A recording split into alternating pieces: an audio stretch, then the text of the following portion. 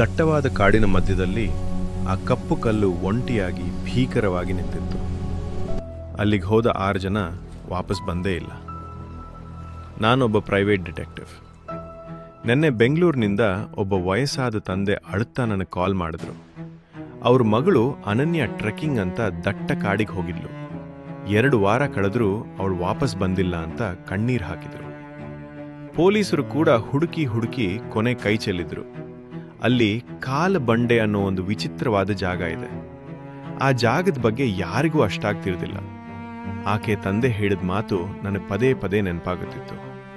ಆ ಜಾಗಕ್ಕೆ ಹೋದವ್ರು ಯಾರೂ ಇದುವರೆಗೆ ಜೀವಂತವಾಗಿ ವಾಪಸ್ ಬಂದಿಲ್ಲ.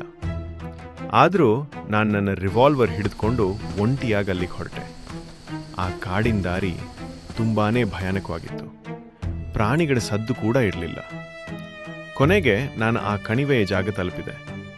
ಅಲ್ಲಿ ಒಂದು ಹಳೆಯ ಬೋರ್ಡ್ ಇತ್ತು. ಯಾವ ದಾರಿಯೂ ಇಲ್ಲ, ನೆರಳು ಇಲ್ಲ, ನೀರು ಇಲ್ಲ. ನನ್ನ ಬೈನಾಕ್ಯುಲರ್ ತೆಗೆದು ಇಡೀ ಜಾಗವನ್ನು ನೋಡಿದೆ.